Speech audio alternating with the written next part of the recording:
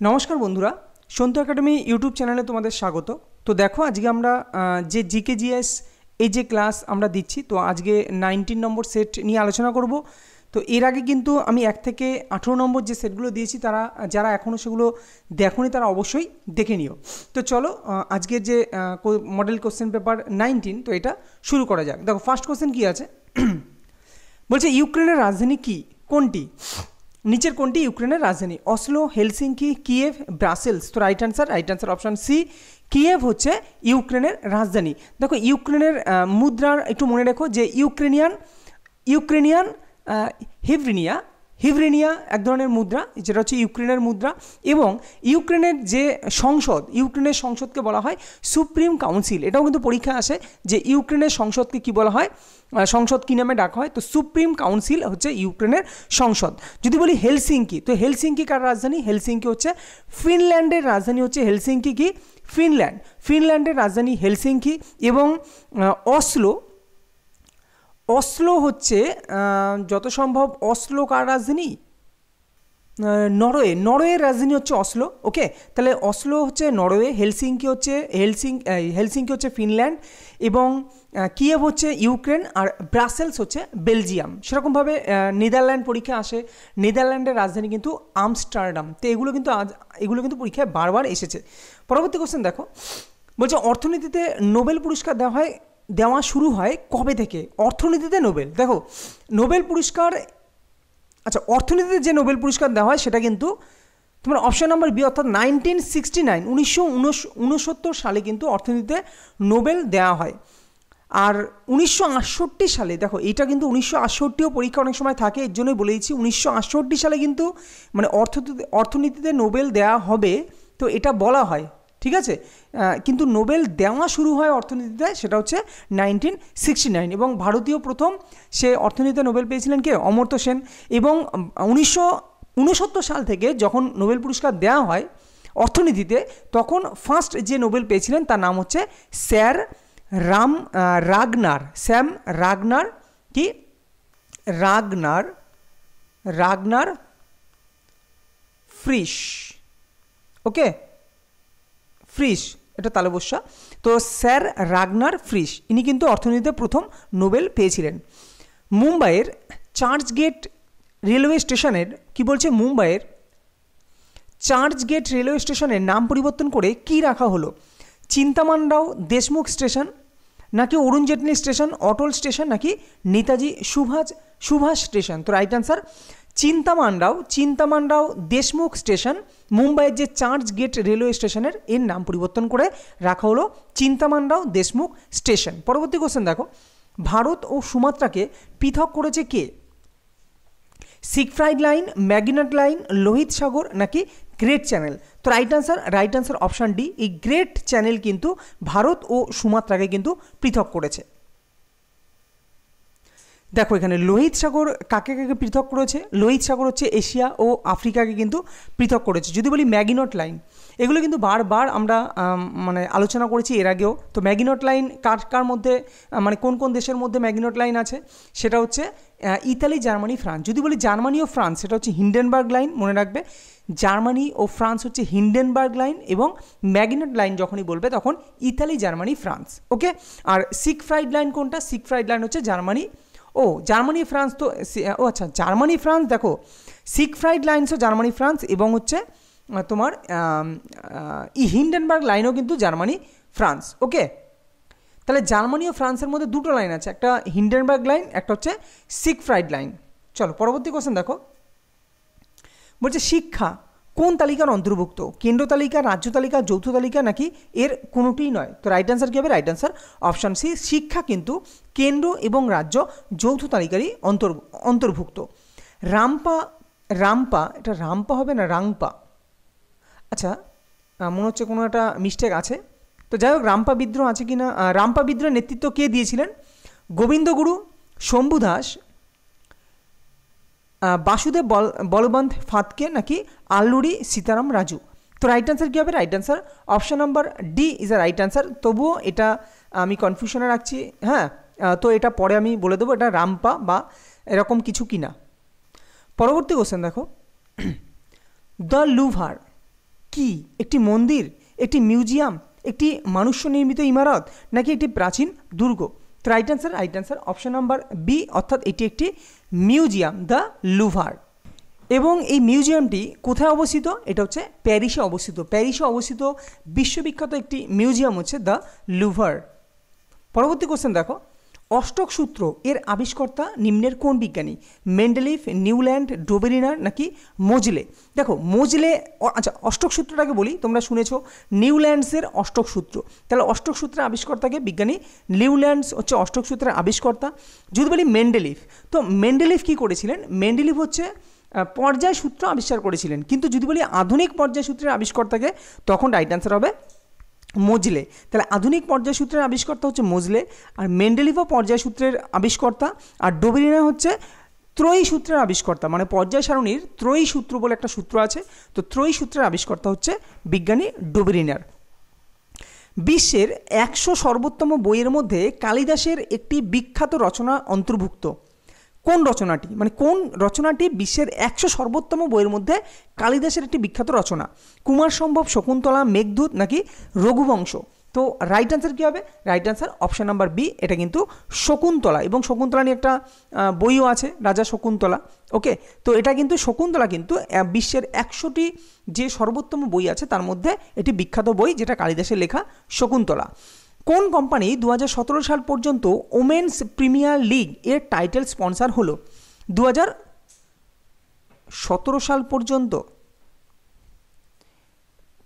এটা মনে হয় একটা 2017 সালের কোনো একটা কোশ্চেন ছিল, হয়তো কোনো একটা জায়গা থেকে আমি হয়তো তুলে দিয়েছি, হতেই পারে কোনো একটা কি বলে বিভিন্ন পরীক্ষার যে কোশ্চেন হয় না, সেখান থেকে হয়তো তুলে দিয়েছি। যাই হোক, তো 2017 সাল পর্যন্ত যে ওমেন্স প্রিমিয়ার লিগের টাইটেল স্পন্সর ছিল, সেটা রাইট অ্যান্সার হচ্ছে option number D, Tata group. Clear? Okay, চলো পরবর্তী কোশ্চেন। তো এইটা এখনকার জন্য এতটা ইম্পর্টেন্ট না। পরবর্তী কোশ্চেন দেখো, নিচের কোনটি সঠিক নয়? Galena lead sulphate, green vitriol copper sulphate, plaster of Paris calcium sulphate, নাকি ক্যালোমেল মার্কিউরাস ক্লোরাইড? দেখো গ্যালেনা এখানে কি বলেছে, কোনটি সঠিক নয় বলেছে। তো রাইট অ্যান্সারটা আমি বলিনি, রাইট অ্যান্সার অপশান বি, অর্থাৎ গ্রিন ভিট্রিয়ল কিন্তু কপার সালফেট, এটা কিন্তু রাইট না। কেননা গ্রিন ভিট্রিয়ল কোনটা? কপার সালফেট হচ্ছে তোমার ব্লু ভিট্রিয়ল, কপার সালফেট হচ্ছে ব্লু ভিট্রিয়ল, আর গ্রিন ভিট্রিয়ল হচ্ছে ফেরাস সালফেট। ক্লিয়ার? তাহলে এইখানে বাকিগুলো সঠিক। কিভাবে সঠিক? দেখো লেড সালফেটের সংকেত কি? পিবিএস। তো এই লেড সালফেটের মধ্যে যে ধাতু পিবি, ঠিক আছে, তো পিবি এটা হচ্ছে গ্যালেনার সংকেত। ক্লিয়ার? অর্থাৎ তোমার সীসার আকরিক হচ্ছে গ্যালেনা, যার সংকেত হচ্ছে লেড সালফেট। ক্লিয়ার? আচ্ছা, প্লাস্টার অফ প্যারিস যার সংকেত হচ্ছে ক্যালসিয়াম সালফেট, CaSO4 2H2, এটা হচ্ছে তোমার প্লাস্টার অফ প্যারিস। আর ক্যালোমেল হচ্ছে মার্কিউরাস ক্লোরাইডের আরেক নাম হচ্ছে ক্যালোমেল। তো এগুলো সঠিক, কিন্তু গ্রিন ভিট্রিয়ল কিন্তু কপার সালফেট না। কপার সালফেট কি? কপার সালফেট হচ্ছে ব্লু ভিট্রিয়ল। পরবর্তী কোশ্চেন দেখো, ভারতের কোন রাজ্যে লোকসভার আসন সংখ্যা সর্বাধিক?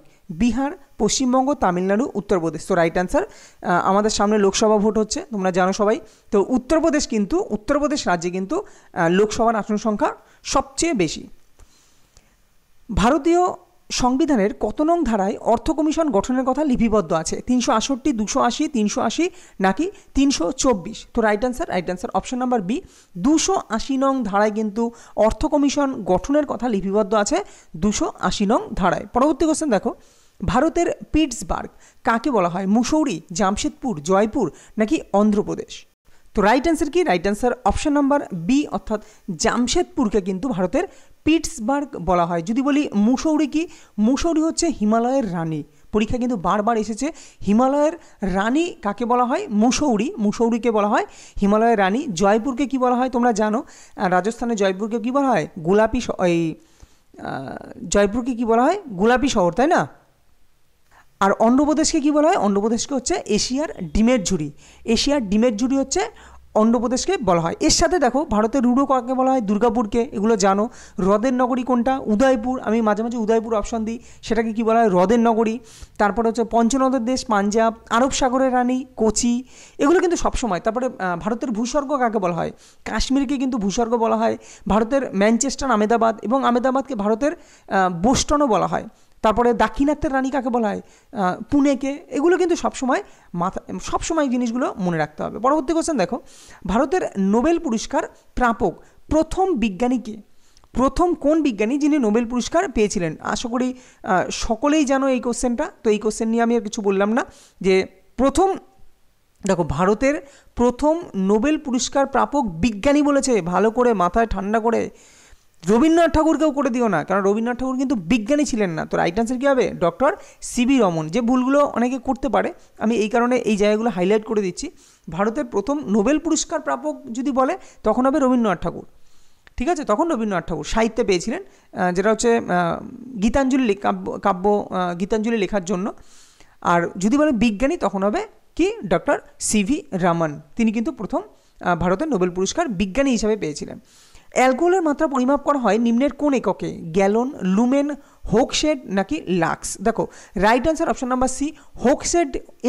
এর সাহায্যে কিন্তু, এই যন্ত্রের সাহায্যে কিন্তু অ্যালকোহলের মাত্রা পরিমাপ করা হয়। গ্যালনটা কি? গ্যালন হচ্ছে আয়তনের একটা একক, ওকে। আর লুমেন কি? লুমেন হচ্ছে লাক্স। তো দেখো লাক্স হচ্ছে আলোকের যে পরিমাণ, কতটা পরিমাণ আলোক পড়ছে, তো আলোকের পরিমাণের মাপার একক হচ্ছে লাক্স। আর লুমেন হচ্ছে দীপন প্রাবল্য মাপার একক, ওকে। পরবর্তী কোশ্চেন দেখো, ত্রয়োদশ শতাব্দীতে মাউন্ট আবুতে বিখ্যাত দিলওয়ারা মন্দির কে নির্মাণ করেন? কি বিখ্যাত দিলওয়ারা মন্দির কে নির্মাণ করেন? মহিপাল, মহেন্দ্রপাল, রাজ্যপাল, এটা রাজ্যপাল হবে না, এটা অন্য কিছু হবে, তেজপাল, ওকে। তো রাইট আনসার কী হবে? Right answer option number D, Tejpal কিন্তু এই দিলওয়ারা মন্দির, যেটা ত্রয়োদশ শতাব্দীতে মাউন্ট আবুতে বিখ্যাত যে দিলওয়ারা মন্দির, এটা নির্মাণ করেন কিন্তু তেজপাল। পরবর্তী কোশ্চেন দেখো, নিম্নলিখিতদের মধ্যে কোন বিজ্ঞানী চুম্বকের আণবিক তত্ত্বের ব্যাখ্যা করেন? বিজ্ঞানী ওরস্টেড, বিজ্ঞানী ফ্যারাডে, বিজ্ঞানী ওয়েবার নাকি বিজ্ঞানী গ্যালিলিও? তো right answer option number C, বিজ্ঞানী ওয়েবার কিন্তু এই চুম্বকের আণবিক তত্ত্বের ব্যাখ্যা করেন বিজ্ঞানী ওয়েবার। বিজ্ঞানী ওরস্টেড কি করেছিলেন? এবং দেখো বিজ্ঞানী ফ্যারাডে তোমরা জানো তড়িতের যে আবেশ সংক্রান্ত যে প্রভাব বা তড়িতের আবেশ বা যে উনি 1 ফ্যারাডে মানে কি? 1 ফ্যারাডে 96,500 কুলম, এটাও পরীক্ষায় আসে। 1 ফ্যারাডে মানে হচ্ছে 96,500 কুলম, অর্থাৎ ফ্যারাডে কি? বিজ্ঞানী ফ্যারাডে কিন্তু তড়িতাবেশ যে এর ব্যাখ্যা করেছিলেন, ওকে। চুম্বকের উপর তড়িতের যে ক্রিয়া, অর্থাৎ চুম্বকের উপর তড়িতের ক্রিয়া সংক্রান্ত যে পরীক্ষা নিরীক্ষা, সেটা করেছিলেন বিজ্ঞানী ওরস্টেড। আর বিজ্ঞানী গ্যালিলিও তোমরা তো জানোই, গ্যালিলিও অনেক কিছু আবিষ্কার করেছিলেন। সেটা হচ্ছে সরল দোলকের যে গতি বিষয়ক সূত্র, তারপর পতনশীল বস্তুর সূত্র, দূরবীন যন্ত্র, এগুলো সবই কিন্তু গ্যালিলিও করেছিলেন। ফল এবং বীজ বিষয়ক বিজ্ঞানকে কি বলা হয়? কর্পোলজি, কার্টোগ্রাফি, ক্রোনোলজি নাকি ক্রোনোবায়োলজি? তো রাইট আনসার কী হবে? রাইট আনসার অপশন নাম্বার এ, অর্থাৎ কার্পোলজি। ফল ও বীজ সংক্রান্ত যে বিজ্ঞান, তাকে বলা হয় কার্পোলজি। পরবর্তী কোশ্চেন দেখো, সুপ্রিম কোর্টের বিচারপতিদের অবসরের বয়স 62 থেকে 65 করা হয়েছে। দেখো আগে কিন্তু সুপ্রিম কোর্টের বিচারপতিদের অবসরের বয়স 62 ছিল, সবার প্রথমে কিন্তু 60 ছিল। সেইখানে 15তম সংবিধান সংশোধনীর মাধ্যমে সেটা কিন্তু করা হয়েছে 62। আবার কততম সংবিধান সংশোধনীর মাধ্যমে সেটা 62 থেকে আবার 65 বছর করা হয়েছে? কততম সংবিধান সংশোধনীর মাধ্যমে? আমার কোশ্চেন হচ্ছে এটা 113তম, 112তম নাকি 111তম নাকি 114তম? তো রাইট আনসার 114তম সংবিধান সংশোধনীর মাধ্যমে কিন্তু সুপ্রিম কোর্টের বিচারপতিদের অবসরের গ্রহণের যে বয়সের সময়সীমা, সেটা 62 থেকে 65 বছর করা হয়েছে। Union for conservation of nature, যেটা IUCN, ওয়ার্ল্ড কনজারভেশন কংগ্রেস 2025, মানে IUCN-এর যে একটা ওয়ার্ল্ড কনজারভেশন কংগ্রেস 2025-এ যে এই তোমার এটা যে হয়, আয়োজিত হয়, সেটা কোন দেশে আয়োজিত হবে?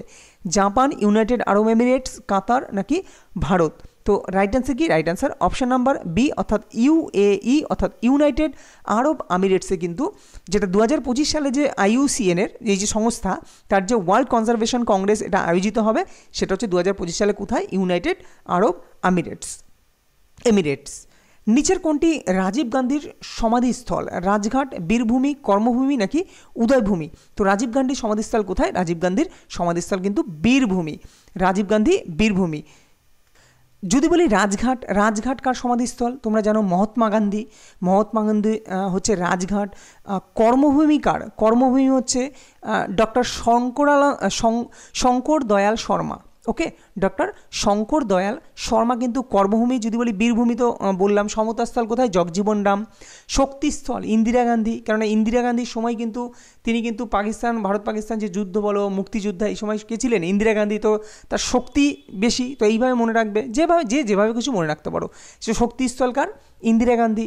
উদয়ভূমি কার? আর কে নারায়ণ। আর কে নারায়ণ হচ্ছে উদয়ভূমি। তো এইভাবে কিন্তু মোরারজি দেশাই কোথায়? অভয়ঘাট। কিষানঘাট চৌধুরী চরণ সিং। লাল বাহাদুর শাস্ত্রী বিজয়ঘাট। তো এগুলো কিন্তু সবসময় এইভাবে মনে রাখবে, যখনই যা পাবে না তখনই একটু রিমাইন্ড করে নেবে। প্রথম অর্থ কমিশন কত সালে গঠিত হয়? 1950, 1951, 1952 নাকি 1954? তো right answer option number B, 1951 সালে কিন্তু প্রথম অর্থ কমিশন গঠিত হয়, 1951 সালে। পরবর্তী কোশ্চেন দেখো, what Bengal thinks today India will think tomorrow. মানে বলছে হোয়াট বেঙ্গল থিংস টুডে, এখানে একটা কমা হবে, what Bengal thinks today India will think tomorrow. উক্তিটি কার? নেতাজি সুভাষচন্দ্র বসু, মহাত্মা গান্ধী। যদিও এখন এটা কিন্তু কার্যকর নয় বর্তমান বাংলায়। তো আগে এটা অবশ্যই আগে বাংলা থেকেই যথেষ্ট বিশিষ্ট ব্যক্তি কিন্তু মানে বাংলায় অনেক বিপ্লবী, অনেক ভালো ভালো নেতা কিন্তু আগে ভারতের স্বাধীনতা আন্দোলনের জন্য পাওয়া গেছে, অনেক বিশিষ্ট ব্যক্তিবর্গ। যাই হোক, এই কারণেই তখন কিন্তু এই তথ্যটা চলে এসছে যে what Bengal thinks today India will think tomorrow. উক্তিটি কার? উক্তিটি রাইট অ্যান্সার কী হবে? Right answer option number D. এটা বলে দিলাম একদম, মহামতি গোখলের কিন্তু উক্তি, যে এই যে উক্তিটা মহামতি গোখলে। পরবর্তী কোশ্চেন দেখো, বৃহত্তম পশু মেলা কোথায় অবস্থিত? মহারাষ্ট্র, সোনপুর, মধ্যপ্রদেশ, বিজাপুর। তো right answer option number B, সোনপুরে কিন্তু এই বৃহত্তম পশু মেলা সোনপুরে আয়োজিত হয়।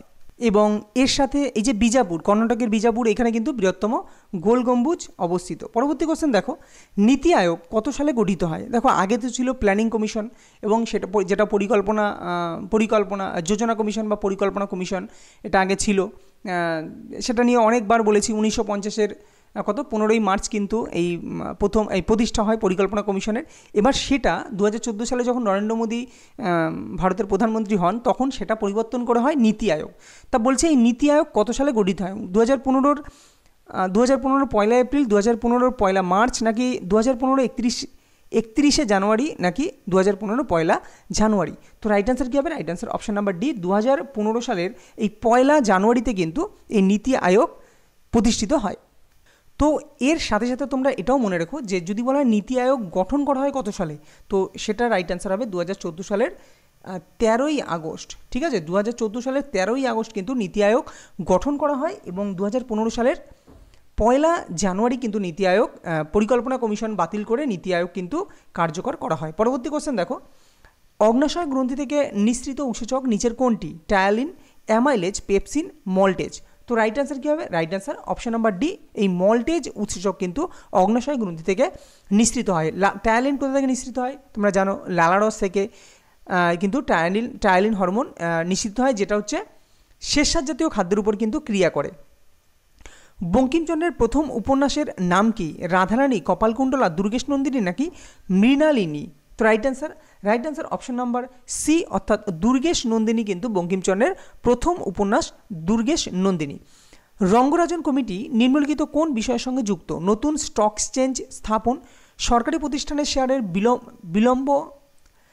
বিলগ্নীকরণ হবে, এটা বিলগ্নি গয়নয় হস্যি, ওকে, বিলগ্নীকরণ, সংখ্যালঘুদের আর্থসামাজিক উন্নয়ন, নাকি শেয়ার বাজার? কি কমিটি? রঙ্গরাজন কমিটি। তো রঙ্গরাজন কমিটি কোনটির সাথে সম্পর্কিত? সেটা কিন্তু সরকারি প্রতিষ্ঠানের যে শেয়ারের বিলগ্নীকরণ সেটা কিন্তু রঙ্গরাজন কমিটির সঙ্গে সম্পর্কিত। পরবর্তী কোশ্চেন, অমৃত ধারোহর ও মিষ্টি প্রকল্প দুটি কিসের সাথে সম্পর্কিত? জলাভূমি ও ম্যানগ্রোভ সংরক্ষণ, খাদ্য সংরক্ষণ, বৃক্ষরোপণ নাকি উপরের কোনোটিই নয়? তো অমৃত ধারোহর এর সঙ্গেই দেখো অমৃত ধারোহর এর সঙ্গে একটা জলাভূমির সম্পর্ক আছে। তো রাইট অ্যান্সার জলাভূমি ও ম্যানগ্রোভ সংরক্ষণ এই প্রকল্প দুটি কিন্তু এই অমৃত ধারোহর ও মিষ্টি এই প্রকল্প দুটি কার সাথে সম্পর্কিত? জলাভূমি ও ম্যানগ্রোভ অরণ্যের সংরক্ষণের সাথে কিন্তু সম্পর্কিত। জীবনে আমার তিনটে জিনিস চাই, বই, বই আর বই। এই উক্তিটি কে করেছিলেন? Martin Luther, Chandramadhab Ghosh, John Milton নাকি লিও টলস্টয়? তো right answer option number D, এই উক্তিটি করেছিলেন কিন্তু লিও টলস্টয়। ওকে, পরবর্তী কোশ্চেন দেখো, মৌলিক অধিকারসমূহ বাধ্যতামূলক করা যেতে পারে কোন লেখ বা রিট যাকে বলা হয় প্রয়োগ করে? মৌলিক অধিকারসমূহ বাধ্যতামূলক, ম্যান্ডামাস, প্রহিবিশন, হেবিয়াস কার্পাস নাকি কিউ ওয়ারেন্টো? তো এইগুলো নিয়ে কিন্তু আগের ভিডিওতে আমি ডিটেলসে বলেছি, তোমরা যারা এখনও সেই ভিডিওগুলো দেখোনি তারা কিন্তু অবশ্যই দেখে নিতে পারো, খুব সুন্দরভাবে ডিটেলসে যাতে মনে থাকে সেইভাবেই কিন্তু বলা হয়েছে। তো রাইট অ্যান্সার কী হবে? রাইট অ্যান্সার হেবিয়াস কার্পাস, এবং বাকি ম্যান্ডামাসটা কি, প্রহিবিশন কি, কিউ ওয়ারেন্টো কি, এগুলো কিন্তু বলা আছে। তো মৌলিক অধিকার যে বাধ্যতামূলক করতে পারে, যে কে বাধ্যতামূলক করতে পারে? অবশ্যই হাইকোর্ট বা সুপ্রিম কোর্ট এরা বাধ্যতামূলক করতে পারে। তো সেটা কোনটা? Habeas corpus. পরবর্তী কোশ্চেন দেখো, চন্দ্রগুপ্তের কাষ্ঠ নির্মিত প্রাসাদ কিসের অনুকরণে তৈরি করা হয়েছিল? অঙ্করভাটের অনুকরণে, যে অঙ্করভাট যে মন্দির তার অনুকরণে, মগধের অট্টালিকার অনুকরণে নাকি ব্যাবিলন স্থাপত্যের অনুকরণে নাকি প্যারিসের যে পার্সিপলি প্রাসাদের অনুকরণে? তো রাইট অ্যান্সার কী হবে? Right answer option number D, প্যারিসের যে এটা পার্শ্বলিপি নাকি পার্সিপলি প্রাসাদের মানে প্যারিসের একটা প্রাসাদ, এর অনুকরণে কিন্তু এই চন্দ্রগুপ্তের কাষ্ঠ নির্মিত যে প্রাসাদ সেটা তৈরি করা হয়েছিল। নিচের কোনটি ধ্রুপদী নৃত্য নয় বলেছে? কথাগুলি, ছৌ, কত্থক, মোহিনীঅট্টম। দেখো কথাগুলি, কত্থক, মোহিনীঅট্টম এগুলো তোমরা সবসময় পড়ছো। কথাগুলি কেরল, তারপরে কত্থক কোথায়? উত্তর ভারতের যেটা। মোহিনীঅট্টম হচ্ছে কোথায়? মোহিনীঅট্টমও কেরালা, তাই না? কেরালার তামিলনাড়ু তো ভারতনাট্যম, মোহিনীঅট্টম কেরালা।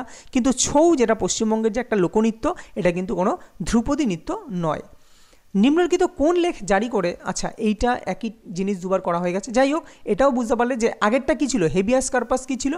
সেটা হচ্ছে মৌলিক অধিকারকে সংরক্ষণ করা। এই লেখ জারি করে সুপ্রিম কোর্ট, ওই লেখ জারি করে তোমার মৌলিক অধিকারকে সংরক্ষণ করতে পারে, এই ক্ষমতা আছে, সেটাকে বলা হয় হেবিয়াস কার্পাস। সে রিট যেটা জারি করা হয় সেটা হচ্ছে হেবিয়াস কার্পাস।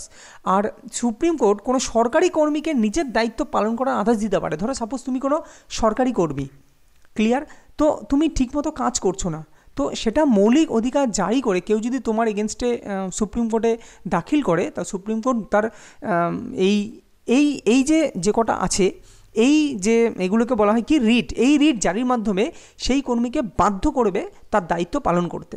তো এটা কোন, এই যে রিটটা জারি করাটা, এটাকে কি বলে? তো মনে রেখো এটাকে কিন্তু বলা হয় ম্যান্ডামাস। ক্লিয়ার? তো ম্যান্ডামাস। সেরকমভাবে সার্টিওয়ারিও একটা আছে, তো এগুলো পরে আস্তে আস্তে জানবে। আর সার্টিওয়ারিটা আমি এখনও বলিনি, সেটা বলবো।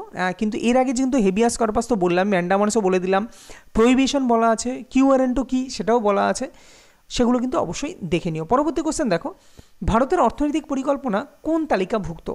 যৌথ তালিকা, যেমন শিক্ষা কোন তালিকাভুক্ত? রাজ্য এবং কেন্দ্র উভয় তালিকাভুক্ত। তো সেরকমভাবে এই যে অর্থনৈতিক পরিকল্পনা সেটা কোন তালিকাভুক্ত? তো যৌথ তালিকা, কেন্দ্রীয় তালিকা, রাজ্য তালিকা নাকি কোনোটিই নয়? তো সেটা কিন্তু অবশ্যই যৌথ তালিকা।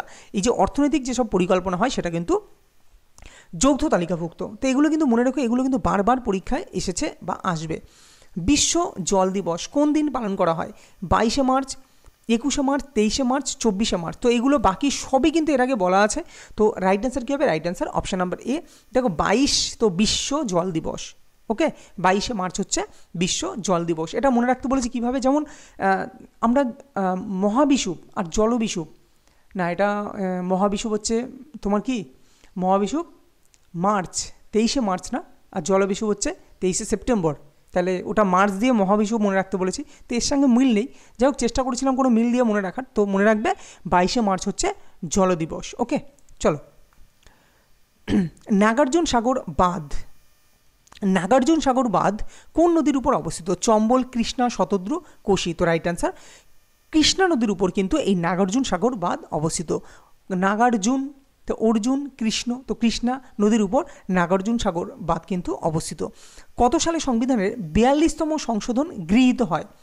এটা বলছে গৃহীত হয় কত সালে, 1978, 76, 80 নাকি 1996। তো এটা আশা করি সকলেই জানো 1976 সালে কিন্তু এই 42তম সংশোধন 42তম সংবিধান সংশোধনের মাধ্যমেই কিন্তু সমাজতান্ত্রিক তারপরে ধর্মনিরপেক্ষ এই যে প্রস্তাবনা একবার পরিবর্তন করা হয়েছিল এবং সেখানে এই ভাষাগুলো অ্যাড করা হয়েছিল।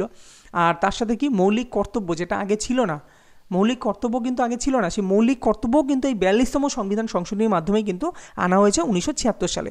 আর 1978 কিন্তু গুরুত্বপূর্ণ, যেটা 44তম সংবিধান সংশোধনীর মাধ্যমে কি করা হয়েছিল, মৌলিক অধিকার থেকে বাদ দেওয়া হয়েছিল সম্পত্তির অধিকার, অর্থাৎ সম্পত্তির অধিকারকে মৌলিক অধিকার থেকে বাদ দেওয়া হয় 44তম সংবিধান সংশোধনীর মাধ্যমে। ইন্টারন্যাশনাল অলিম্পিক কমিটির হেডকোয়ার্টার কোথায়, লুসেন, মস্কো, লস অ্যাঞ্জেলেস নাকি নিউ ইয়র্ক? তো রাইট অ্যান্সার অপশন নাম্বার এ, এটা কিন্তু লুসেনে অবস্থিত ইন্টারন্যাশনাল অলিম্পিক কমিটি IOC এর হেডকোয়ার্টার লুসেনে অবস্থিত। পরবর্তী কোশ্চেন, আরব সাগরে উদ্বুদ্ধ বিপর্যয় ঘূর্ণিঝড় এর নামকরণ কে করেছে, শ্রীলঙ্কা, পাকিস্তান, বাংলাদেশ, ইয়েমেন? তো right answer option number C, অর্থাৎ বাংলাদেশ কিন্তু এই যে আরব সাগরে রিসেন্ট যে বিপর্যয় ঘূর্ণিঝড় হয়েছিল 2023-এ, এর নামকরণ কে করেছিল, বাংলাদেশ। পরবর্তী কোশ্চেন দেখো, নিচের কোনটি পরোক্ষ কর, পরিষেবা কর, আয়কর, সম্পত্তি কর নাকি দান কর? তো right answer option number A is the right answer, অর্থাৎ পরিষেবা কর কিন্তু এটা পরোক্ষ কর, বাকি আয়কর এটা প্রত্যক্ষ কর, প্রত্যক্ষভাবে এই করটা নেওয়া হয়। তুমি সম্পত্তি বিক্রি করলেই প্রত্যক্ষভাবে এই করটা নেওয়া হয়। দান কর, দান দিলেই যে কর দিতে হয় সেটাই হচ্ছে প্রত্যক্ষ কর। তাহলে পরিষেবা কর কিন্তু অ্যাকচুয়ালি পরোক্ষ কর। খাইবার পাস কোথায় অবস্থিত, ভারত, নেপাল, পাকিস্তান নাকি বাংলাদেশ? আশা করি এটা সকলেই জানো। তো পাকিস্তানে কিন্তু এই খাইবার পাস কিন্তু পাকিস্তানে অবস্থিত। কোষের সমবিভাজনকে কি বলা হয়? দেখো এটা এর আগেও বলেছি যে সমবিভাজন অর্থাৎ যদি n সংখ্যক বিভাজিত হয়ে সেই nই তৈরি করে তখন তাকে বলা হয় সমবিভাজন। আর যদি 2n সংখ্যক বিভাজিত হয়ে n বিয়োজিত করে তার মানে কি এটা হ্রাস বিভাজন, কেননা ছিল 2n হয়েছে n। তো এইটাই বলেছে যে কোষের যে সমবিভাজন তাকে কি বলা হয়, তো তাকে বলা হয় মাইটোসিস বিভাজন, একে সমবিভাজন বা সদৃশ বিভাজন বলা হয়। আর মিওসিসকে বলা হয় কি হ্রাস বিভাজন। মাইটোসিসকে বলা হয় সমবিভাজন আর মিওসিসকে বলা হয় হ্রাস বিভাজন। আর যদি বলো ফটোলাইসিস, এটা কি, এটা হচ্ছে সালোক সংশ্লেষের একটা পর্যায় যেটাকে আলোক বিশ্লেষণ বলা হয় এবং এই পর্যায়ে জল H+ ও OH- আয়নে বিভাজিত হয়। পরবর্তী কোশ্চেন দেখো, আসল বোধিবৃক্ষটি কোন রাজা কেটে ফেলেন, গৌড়রাজ, শশাঙ্ক, হর্ষবর্ধন, লক্ষণ সেন নাকি বল্লাল সেন? তো right answer option number A, গৌড়রাজ শশাঙ্ক কিন্তু আসল বোধিবৃক্ষটি কেটে ফেলেন। ভারতীয় প্রজাতন্ত্রের চতুর্থ সর্বোচ্চ অসামরিক পুরস্কার কোনটি? চতুর্থ সর্বোচ্চ অসামরিক পুরস্কার ভারতরত্ন, পদ্মশ্রী, পদ্মভূষণ, পদ্মবিভূষণ। দেখো প্রথমে ভারতরত্ন তোমরা জানো, ভারতরত্ন হচ্ছে সর্বোচ্চ, তাই না? তারপর হচ্ছে পদ্মবিভূষণ, তারপর হচ্ছে পদ্মভূষণ, তারপর হচ্ছে পদ্মশ্রী। তো right answer option number B is the correct answer. যদি বলা হয় সর্বোচ্চ অসামরিক পুরস্কার বলতো তাহলে হচ্ছে ভারতরত্ন হতো। তারপরে যদি হতো দ্বিতীয় সর্বোচ্চ অসামরিক পুরস্কার সেটা হচ্ছে পদ্মবিভূষণ, তারপরে তৃতীয় সর্বোচ্চ অসামরিক পুরস্কার হচ্ছে পদ্মভূষণ এবং চতুর্থ সর্বোচ্চ অসামরিক পুরস্কার হচ্ছে পদ্মশ্রী। এবং এই 2023 সালে কে ভারতরত্ন পেয়েছেন, কে পদ্মভূষণ পেয়েছেন, তো এই নামগুলো কিন্তু বিশেষ করে পদ্মভূষণ আর ভারতরত্ন। পদ্মশ্রী কয়েকটা গুরুত্বপূর্ণ নাম মনে রাখবে তাহলে কিন্তু যথেষ্ট। কোন সালে 61তম সংবিধান সংশোধনীর মাধ্যমে ভোটাধিকারের প্রয়োজনীয় ন্যূনতম বয়স 21 থেকে 18 বছর করা হয়েছে? একবার হয়েছে হবে, যাই হোক, তো হয়েছে কি 61তম, দেখো দুটো কোশ্চেন এখানেই পেয়ে গেলে। 21 থেকে 18 বছর যে করা হয়েছে সেটা কততম সংবিধান সংশোধনীর মাধ্যমে? 61তম সংবিধান সংশোধনীর মাধ্যমে। এটা তো তোমাদের মুখস্থ হয়ে গেছে, কিন্তু কোন সালে করা হয়েছিল?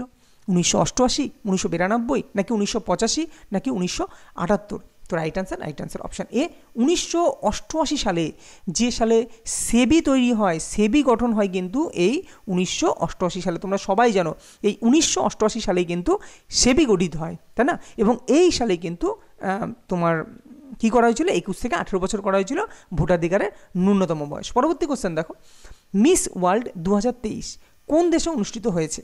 ভারত, মার্কিন যুক্তরাষ্ট্র, ফিনল্যান্ড নাকি ইংল্যান্ড? তো রাইট অ্যান্সার, এটা কিন্তু ভারতে অনুষ্ঠিত হয়েছে, যেটা 2023 যে মিস ওয়ার্ল্ড যেটা অনুষ্ঠিত হয়ে গেল সেটা কিন্তু ভারতে অনুষ্ঠিত হয়েছে। এবং এবারের 2023 মিস ওয়ার্ল্ড যে খেতাব জিতেছে তার নাম কি? আচ্ছা, এটা তোমরা আমাকে কমেন্টে জানিও যে 2023-এ যে মিস ওয়ার্ল্ড খেতাব জিতলো তার নাম কি? চলো, দলীপ ট্রফি কোন খেলার সঙ্গে জড়িত? দলীপ ট্রফি, আচ্ছা দলীপ ট্রফি কোন খেলার সঙ্গে জড়িত? ফুটবল, হকি, পোলো নাকি ক্রিকেট? তো right answer option number D, cricket খেলার সঙ্গে কিন্তু এই ট্রফিটা কিন্তু জড়িত। ক্রিকেটের সঙ্গে আরও অনেক ট্রফি আছে, সেগুলো কিন্তু বারবার তোমাদের বলা হয়েছে এবং আশা করি তোমরা সেগুলো সম্বন্ধে অবগত আছো। ভারতের কোন স্টিল প্ল্যান্টটি জার্মানির সহায়তায়, এটা জার্মানির সহায়তায় কিন্তু গড়ে উঠেছে ভারতের কোন স্টিল প্ল্যান্ট? দেখো, পঞ্চবার্ষিক পরিকল্পনা থেকে অনেক টাইপের কোশ্চেন হতে পারে, যে দুর্গাপুর লৌহ ইস্পাত কারখানা বা ভিলাই লৌহ ইস্পাত কারখানা, বোকারো লৌহ ইস্পাত কারখানা, এগুলো সবই স্টিল প্ল্যান্ট। তো সেইগুলো যে গড়ে উঠেছে কোন কে সহায়তা করেছে, কে ব্রিটেনের সহায়তায় কোনটা গড়ে উঠেছে, রাশিয়ার সহায়তায় কোনটা গড়ে উঠেছে, তো এগুলো কিন্তু আসবে। তো সেরকমভাবে আমি বলেছি কি জার্মানির সহায়তায় কোনটা গড়ে উঠেছে, ভিলাই, বোকারো নাকি দুর্গাপুর নাকি রাউরকেল্লা? তো রাইট অ্যান্সার কী হবে? রাইট অ্যান্সার এই যে রাউরকেল্লার যে স্টিল প্ল্যান্ট, এটা কিন্তু জার্মানির সহযোগিতায় কিন্তু গড়ে উঠেছে। তো আজকে আমাদের এই যে 18 নং যে সেট, মডেল সেট, যেটা আরপিএফ অনুযায়ী আমরা দিচ্ছি, তো এই সেটটা কিন্তু কমপ্লিট হলো। যদি ভিডিওটা ভালো লাগে অবশ্যই তোমরা লাইক করো, শেয়ার করো এবং কমেন্ট করো। আর এরকম আরও ভিডিও পেতে চাইলে প্লিজ চ্যানেলটিকে সাবস্ক্রাইব করো। দেখা হবে পরবর্তী কোনো ভিডিওতে, ততক্ষণ ভালো থেকো, সুস্থ থেকো।